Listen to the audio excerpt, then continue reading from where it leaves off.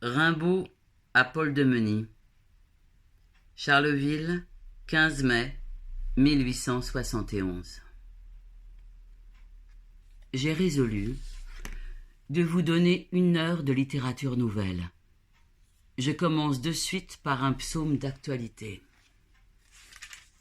Chant de guerre parisien. Le printemps est évident car, du cœur des propriétés vertes, le vol de Thiers et de Picard tient ses splendeurs grandes ouvertes.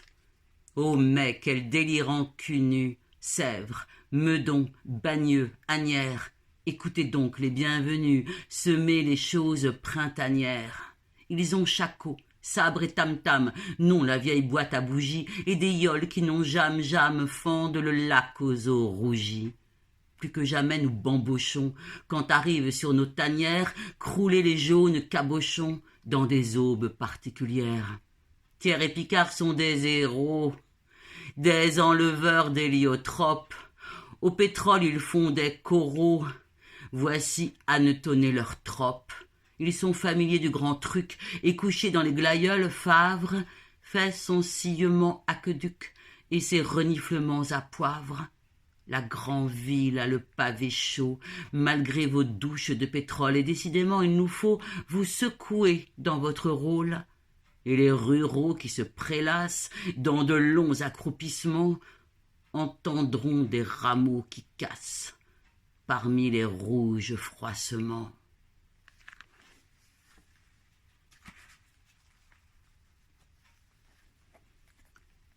Voici de la prose sur l'avenir de la poésie. Toute prose antique aboutit à la poésie grecque, vie harmonieuse. De la Grèce au mouvement romantique, Moyen-Âge, il y a des lettrés, des versificateurs, d'Ennius à Théroldus, de Théroldus à Casimir de la Vigne, tout est prose rimée, un jeu, avachissement et gloire d'innombrables générations idiotes. Racine est le pur, le fort, le grand. On eût soufflé sur ses rimes, brouillé ses hémistiches, que le divin sot serait aujourd'hui aussi ignoré que le premier venu auteur d'origine. Après Racine, le jeu moisit. Il a duré 2000 ans. Ni plaisanterie ni paradoxe, la raison m'inspire plus de certitude sur le sujet que n'aurait jamais eu de colère un jeune France. Du reste, libre au nouveau d'exécrer les ancêtres. On est chez soi et l'on a le temps. On n'a jamais bien jugé le romantisme. Qui l'aurait jugé? Les critiques? Les romantiques, qui prouvent si bien que la chanson est si peu souvent l'œuvre, c'est-à-dire la pensée chantée et comprise du chanteur. Car jeu est un autre. Si le cuivre s'éveille clairon, il n'y a rien de sa faute. Cela m'est évident, j'assiste à l'éclosion de ma pensée, je la regarde, je l'écoute, je lance un coup d'archet, la symphonie fait son remuement dans les profondeurs, ou vient d'un bond sur la scène. Si les vieux imbéciles n'avaient pas trouvé du moi que la signification fausse, nous n'aurions pas à balayer ces millions de squelettes qui, depuis un temps infini, ont accumulé les produits de leur intelligence borgnesse en s'en clamant les auteurs. En Grèce, ai-je dit, vers et lyre rythment l'action. Après, musique et rime sont jeu, délassement. L'étude de ce passé charme les curieux. Plusieurs s'y jouissent à renouveler ces antiquités. C'est pour eux. L'intelligence universelle a toujours jeté ses idées naturellement. Les hommes ramassaient une partie de ces fruits du cerveau. On agissait par, on en écrivait des livres. Telle allait la marche. L'homme ne se travaillant pas, n'étant pas encore éveillé, ou pas encore dans la plénitude du grand songe. Des fonctionnaires, des écrivains, auteurs, créateurs, poètes, cet homme n'a jamais existé. La première étude de l'homme qui veut être poète est sa propre connaissance entière. Il cherche son âme, il l'inspecte, il la tente, l'apprend. Dès qu'il la sait, il doit la cultiver. Cela semble simple. En tout cerveau s'accomplit un développement naturel. Tant d'égoïstes se proclament auteurs. Il en est bien d'autres qui s'attribuent leurs progrès intellectuels. Mais il s'agit de faire l'âme monstrueuse, à l'instar des Complachicos, quoi. Imaginez un homme s'implantant et se cultivant des verrues sur le visage. Je dis qu'il faut être voyant, se faire voyant. Le poète se fait voyant par un long, immense et raisonné dérèglement de tous les sens. Toutes les formes d'amour, de souffrance, de folie, il cherche lui-même, il épuise en lui tous les poisons pour n'en garder que les quintessences. Ineffable torture où il a besoin de toute la foi, de toute la force surhumaine, où il devient entre tous le grand malade, le grand criminel, le grand maudit et le suprême savant, car il arrive à l'inconnu. Puisqu'il a cultivé son âme, déjà riche plus qu'aucun, il arrive à l'inconnu et quand, affolé, il finirait par perdre l'intelligence de ses visions, il les a vues. Qu'il crève dans son bondissement par les choses inouïes et innommables, viendront d'autres horribles travailleurs. Ils commenceront par les horizons où l'autre s'est affaissé. La suite à 6 minutes. Ici, j'intercale un second psaume, hors du texte. Veuillez tendre une oreille complaisante, et tout le monde sera charmé. J'ai l'archet en main, je commence. Mes petites amoureuses.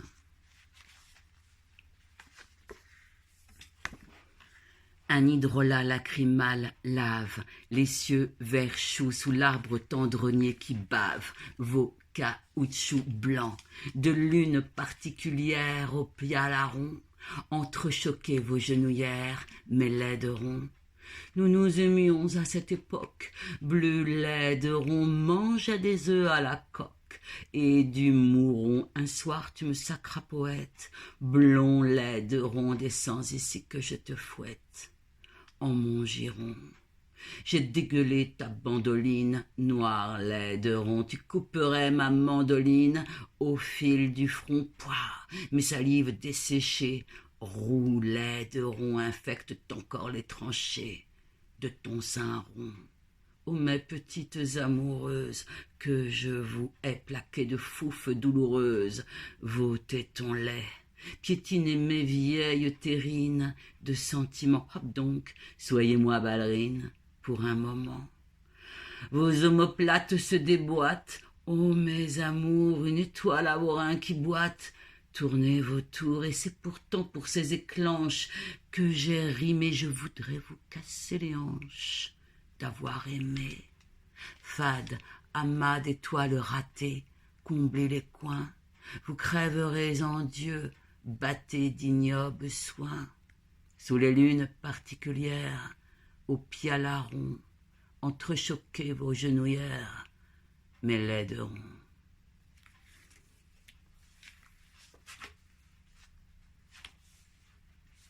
Voilà. Et remarquez bien que si je ne craignais de vous faire débourser plus de 60 centimes de porc, moi pauvre effaré qui depuis 7 mois n'ai pas tenu un seul rond de bronze, je vous livrerai encore mes amants de Paris 100 hexamètres, monsieur, et ma mort de Paris 200 hexamètres. Je reprends. Donc, le poète est vraiment voleur de feu. Il est chargé de l'humanité, des animaux même. Il devra faire sentir, palper, écouter ses inventions. Si ce qu'il rapporte de là-bas a forme, il donne forme. Si c'est informe, il donne de l'informe. Trouver une langue. Du reste, toute parole étant idée, le temps d'un langage universel viendra. Il faut être académicien, plus mort qu'un fossile, pour parfaire un dictionnaire de quelque langue que ce soit. Des faibles se mettraient à penser sur la première lettre de l'alphabet qui pourrait vite ruer dans la folie. Cette langue sera de l'âme pour l'âme, résumant tout, parfum, son, couleur, de la pensée accrochant la pensée étirant. Le poète définirait la quantité d'inconnus s'éveillant en son temps dans l'âme universelle. Il donnerait plus que la formule de sa pensée, que la notation de sa marche au progrès. Énormité devenant norme, absorbée par tous, il serait vraiment un multiplicateur de progrès. Cet avenir sera matérialiste, vous le voyez, toujours plein du nombre et de l'harmonie. Ces poèmes seront faits pour rester. Au fond, ce serait encore un peu la poésie grecque.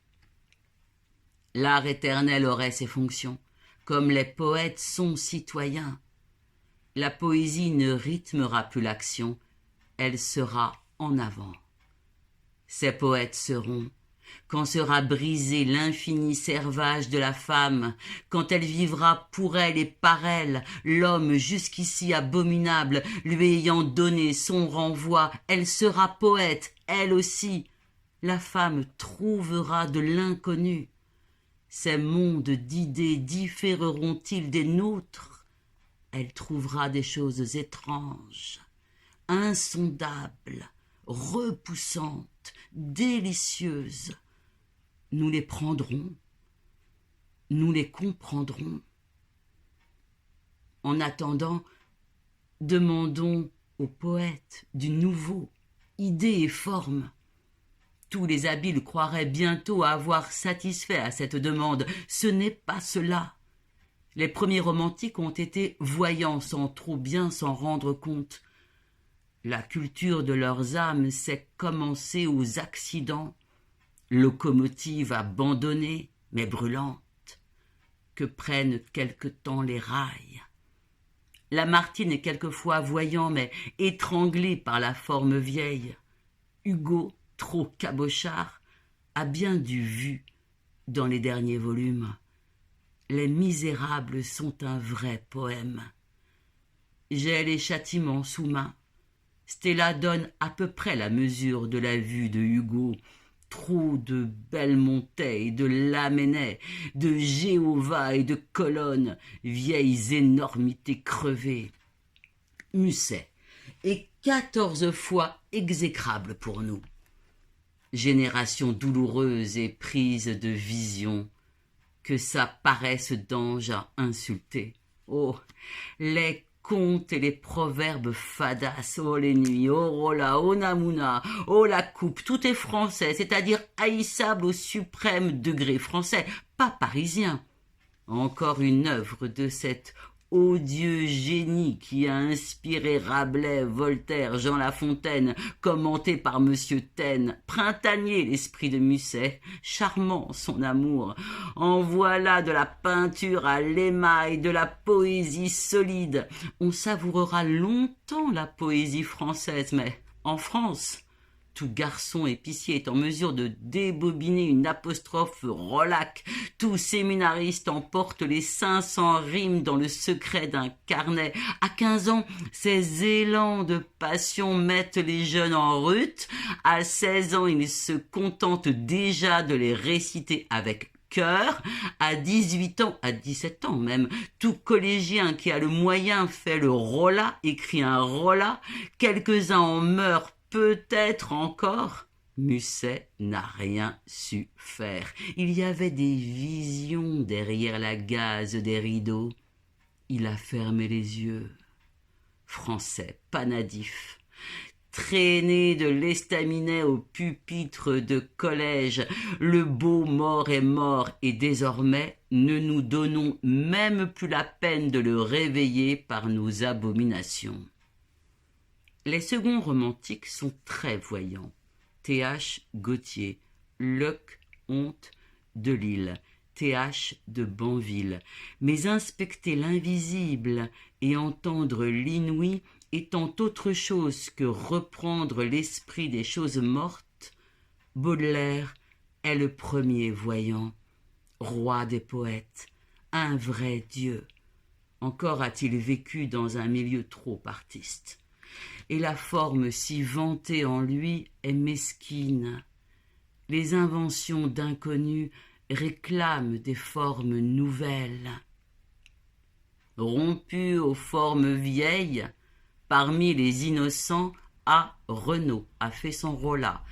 L. Grandet a fait son rôle-là. Les Gaulois et les Musset, G. La Fenestre, Coran, C.L. Poplin, Soulary, L. Salle, les écoliers, Marc, Écart, Theuriet, les morts et les imbéciles, Autran, Barbier, L. Pichat, Lemoine, les Deschamps, les Deux Essarts, les journalistes, L. Cladel, Robert Lusarche, X de Ricard, les fantaisistes, C. Mendès, les bohèmes, les femmes, les talents, Léon, Dierx et Sully, Prudhomme, Copé, la nouvelle école dite parnassienne, à deux voyants, Albert Merat et Paul Verlaine. Un vrai poète. Voilà. Ainsi, je travaille à me rendre voyant. Et finissons par un chant pieux. Accroupissement.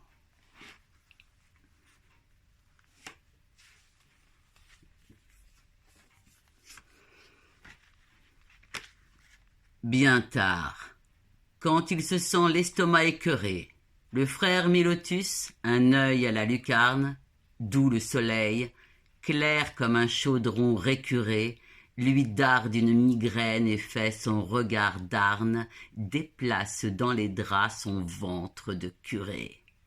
Il se démène sous sa couverture grise et descend ses genoux à son ventre tremblant, effaré comme un vieux qui mangerait sa prise, car il lui faut le poing à lance d'un peau blanc, à ses reins largement retrousser sa chemise.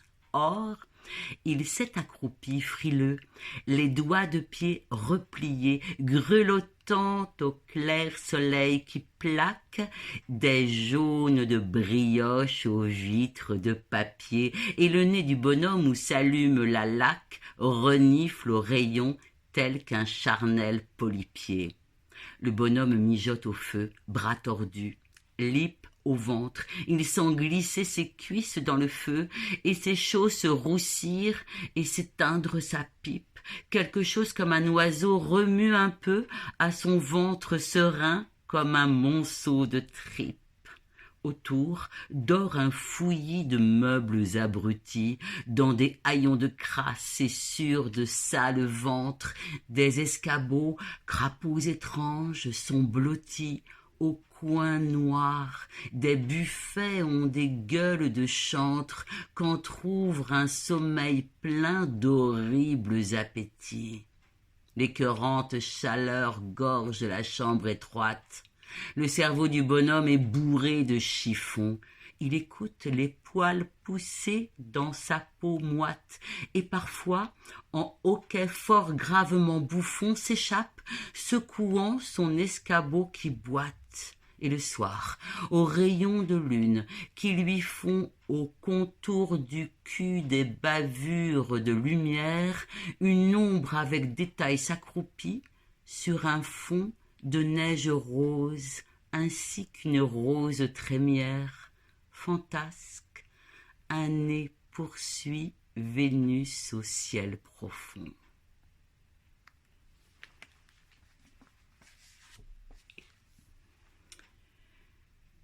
Vous seriez exécrable de ne pas répondre. Vite, car dans 8 jours, je serai à Paris, peut-être. Au revoir. A. Rimbaud. À Monsieur Paul de Meny, à Douai.